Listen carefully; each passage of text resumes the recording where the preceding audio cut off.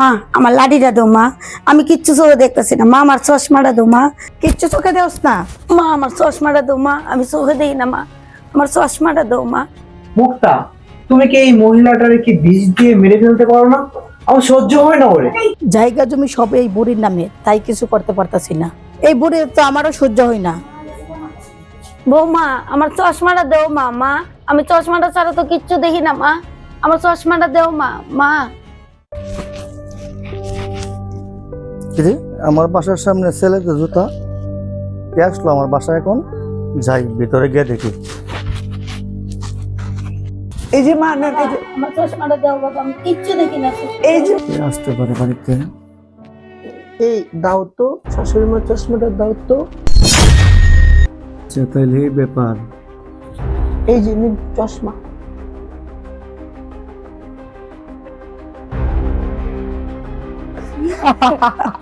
ওকে নাকি চশমা দেব? নে নে চশমা নে। শুনাইছে পরে একটু ম্যানেজ করে নি, একটু অভিনয় করি। হ্যালো, হ্যালো, কোথায় তুমি? এই তো বাসায়। আচ্ছা কি করতেছো? মাকে ওষুধ খাওয়াইতাছি। ওষুধ খাওয়াইতেছো? সবগুলো ওষুধ ঠিকভাবে খাওয়াইছো?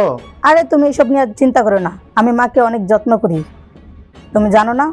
ও, তুমি তো অনেক যত্ন করো মাকে, আমি জানি। আচ্ছা রাখো, আমি একটু ব্যস্ত আছি। আচ্ছা রাখো। ওদের সাথে নাটক করতে করতে আমার জীবনটাই শেষ। এই বুড়ি, তোর ছেলে কল দিছিল, কিছু বললি না তুই? আরে ও কি বলবো, ওর কিছু বলার সাহস আছে নাকি? দেখাইতেছি মজা। দেখো তো, উঠ উঠ উঠ উঠ উঠ উঠ। এই নে। এই বুড়ি, এই নে। লাঠি না লাঠি। আচ্ছা একদম পরে আসতেছি।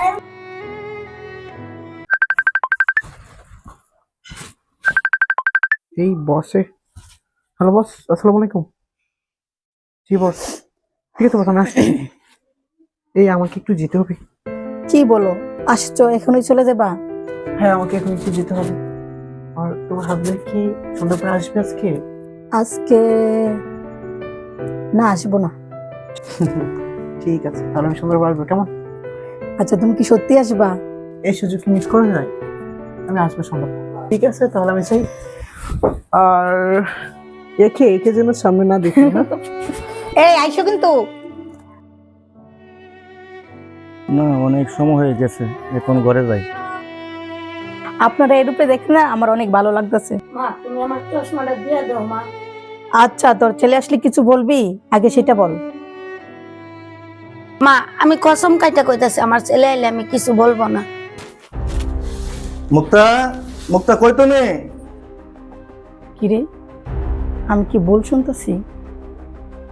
নে তোর চশমা, তুই কিন্তু তোর ছেলের কাছে মুখ খুলবে না, একদম বইলা দিলাম।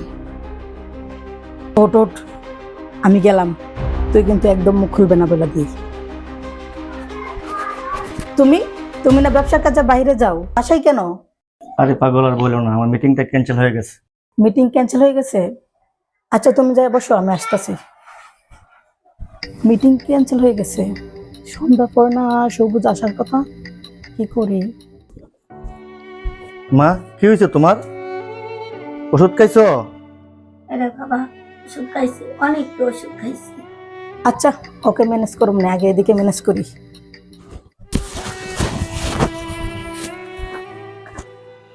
খাওয়া দাওয়া করছো? আরে বাবা খাইছি। এই মুক্তা এদিকে আসো। কি হয়েছে, এত টাকাটাকি করতেছো কেন? আচ্ছা মুক্তা, তুমি বাড়িতে চলে যাও। বাড়িতে চলে যাবো মানে? মানে বুঝতেছো না? তুমি কত আক্কা চাও কেন, সরাসরি বলো। আচ্ছা একটু এদিকে আসো।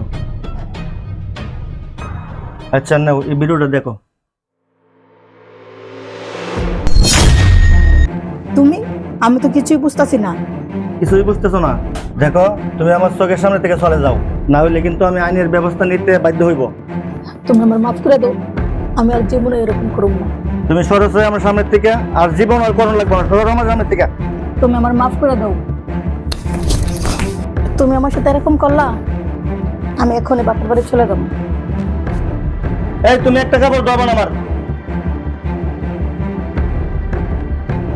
দর্শক, মেয়েদের উদ্দেশ্যে বলছি, যারা পরকীয়া করেন, স্বামী রেখে পরপুরুষের সাথে সম্পর্ক করেন, একটা কথা মাথায় রাখবেন, পরকীয়া করে কখনো একটা সুন্দর সংসার পাওয়া যায় না। তাই এসব কাজ থেকে বিরত থাকুন। তো দর্শক, আজকে এই পর্যন্তই। জনস্বার্থে ভিডিওটি শেয়ার করে দিবেন আর আমাদের ফলো এন্ড সাবস্ক্রাইব করে পাশে থাকবেন। ধন্যবাদ সবাইকে।